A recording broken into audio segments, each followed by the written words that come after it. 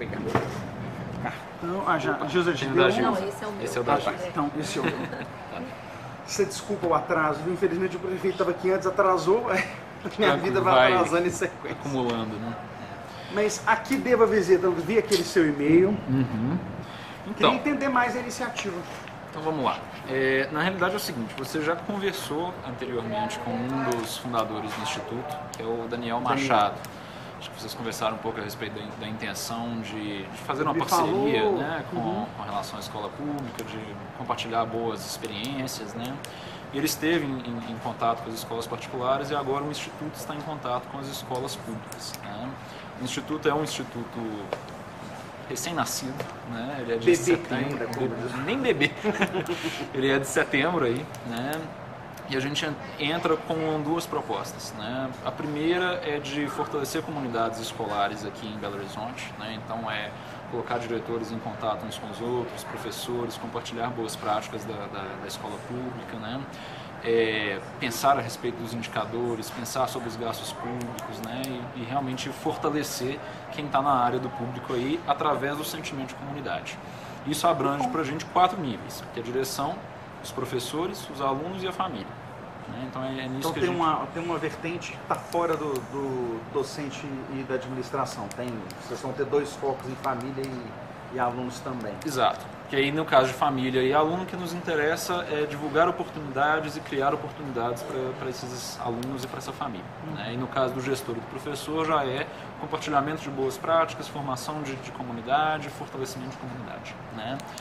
Então esses 2 meses nossos a gente já começou a trabalhar nesse sentido, fazer contato, começamos pela região oeste de Belo Horizonte, já estamos fazendo contato com o pessoal, conversando, sabendo onde que o sapato aperta em cada colégio, o que cada um tem de projeto que funcionou para a gente ir Vocês estão ligando. focando em algum nível de ensino, eu falo em termos de séries no primeiro momento ou não, indiscriminadamente de infantil a No médio? primeiro momento nós pegamos escola municipal e estadual, fundamental 2 e médio, Tá bom. Mas eventualmente a gente chega lá nas UMEIs. Né? Não, mas eu até acho que lá, como se você me perguntar onde é que está precisando de ajuda, não é lá. Então assim, é melhor a gente atuar na ponta que Exato. precisa de mais ajuda. Então isso nos leva à segunda parte, né? Que é a questão que a gente vem fazendo de levantamento de dados. Isso aqui é algo que a gente usou num ato recentemente, né, em Belo Horizonte, que é um levantamento de dados que a gente utiliza aí principalmente 2 plataformas, que é o QEDU Redes, né, e o Observatório do PNE, para pensar um pouco comparativamente como é que está a educação belo-horizontina, como é que está, né, essa questão do aprendizado. E algumas coisas já de cara, quando a gente começou a fazer esse acompanhamento, que tinha como objetivo fazer um monitoramento mesmo, né? Algumas coisas saltaram aos olhos, né? Um dos que mais nos assustou foi esse primeiro dado aqui em cima de que 1 a cada 5 estudantes do 9º ano aprende a matemática esperada para o fundamental, né? Isso vai atingindo outros lugares, a própria alfabetização que interfere no aprendizado de matemática, né? E alguns pontos em que a gente observa que talvez a prefeitura esteja fazendo escolhas equivocadas, né? Então a gente acompanhou o orçamento, fizemos o curso aqui de orçamento da Câmara que foi oferecido aí mês passado, né? E a gente observa que alguns lugares em que a educação belo-horizontina falha no PNE, né, são lugares em que o orçamento não cresceu, em alguns casos houve redução do orçamento. E nos preocupa especialmente ainda que a pauta da educação, tanto nacional quanto local, né, esteja vinculada a assuntos que dividem.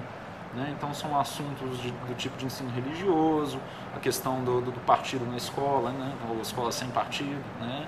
Que são pautas que causam essa divisão, causam, né, essa questão quase de torcida. A gente esteve aqui na votação, por exemplo, da comissão sobre escola sem partido e percebemos que foi bem isso, né? Assim, metade da sala gritando de um lado, metade gritando do isso, outro. né? No que diz respeito à escola mesmo, não se avança em nada.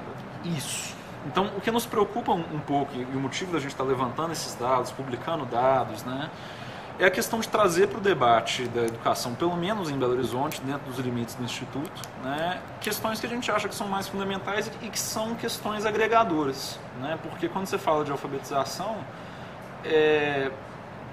como é que você vai dizer de autonomia intelectual, por exemplo, autonomia política de um estudante que não tem acesso à leitura? Né? Existe um jeito melhor de dar autonomia intelectual a ele do que oferecer a ele o mundo da leitura? Né? Então são algumas pautas que a gente enxerga que são agregadoras, que a gente consegue trazer gente, consegue chegar a um consenso de que, olha, a alfabetização é importante, não importa tanto se você tem uma vertente de esquerda, se você tem uma vertente de direita, a alfabetização a gente tem que concordar aqui que é um foco. Né? É o mínimo, né? É o mínimo. Aprendizado de matemática, a mesma coisa. Então a gente fez um levantamento aí de 8 pautas que passam por EJA, passa por profissionalizante vinculado ao técnico, alfabetização lá no terceiro ano do fundamental, a questão do aprendizado de matemática, né? Vai percorrendo esses temas gerais do PNE, são os temas em que Belo Horizonte fracassa mais.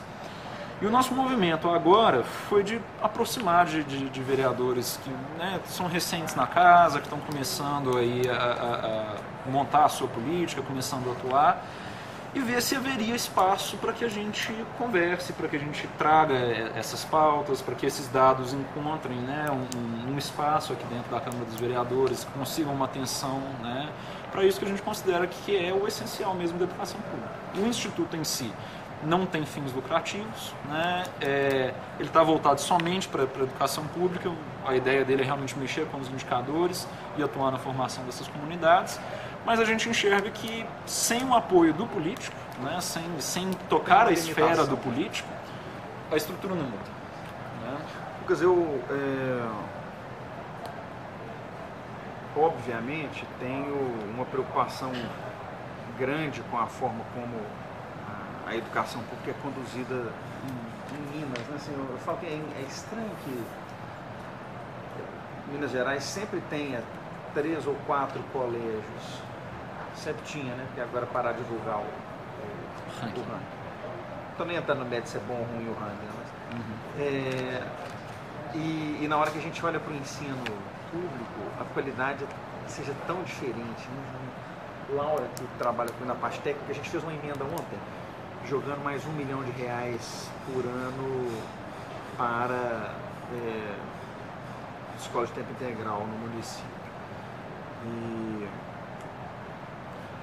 E aí a gente estava discutindo que ela ficou muito assustada, porque na hora que a gente foi fazer esse encaminhamento, nós percebemos que os índices a que Belo Horizonte pretende chegar, quando a gente fala de proficiência em matemática e português, nós estamos tentando chegar em 60%, né? Assim, é um negócio para falar que tem proficiência nenhuma, gente. Você chegar em proficiência média de 60%, um negócio.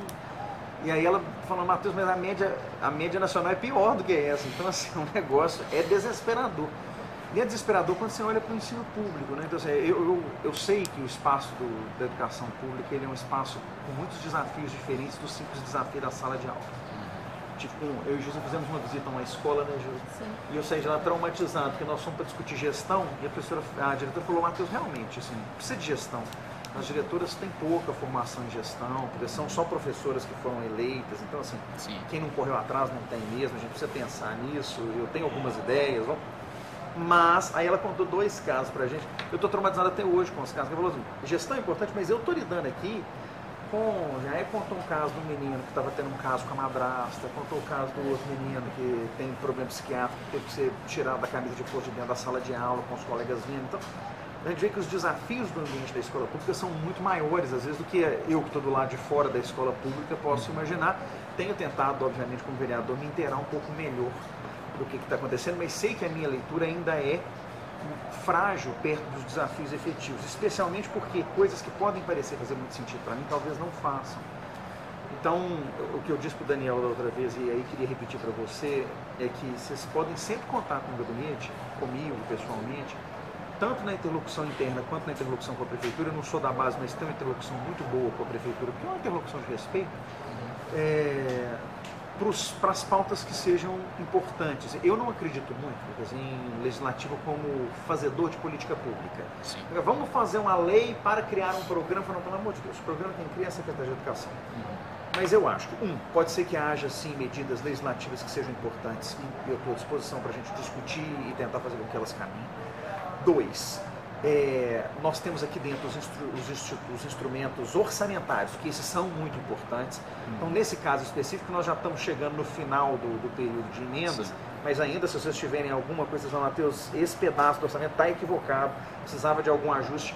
E eu resolvi destinar R$1 milhão para a escola em tempo integral, porque eu tenho R$1 milhão de economia que eu gero na Câmara Municipal por ano, com os meus... Porque o gabinete é enxuto. Então eu me sinto no direito de pegar esse R$1 milhão, tirar do orçamento da Câmara e colocar ele onde eu acho que é adequado. Eu estou indicando que ele vá para a escola em tempo integral.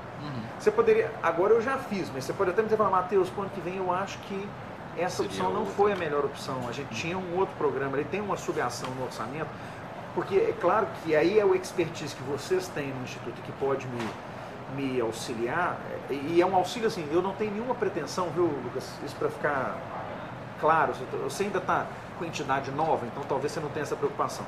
As entidades normalmente são muito preocupadas com o fato dos políticos tentarem, de alguma forma, se apoiar na entidade. Para mim não faz diferença nenhuma citar a EQUAC, ser citado pela EQUAC, fazer referência a isso. Isso não é importante. A minha preocupação são as políticas, sim, porque a minha base eleitoral, ela não é uma base eleitoral comunitária, naquele sentido de que o cara quer que eu seja visto fazendo tal coisa para que...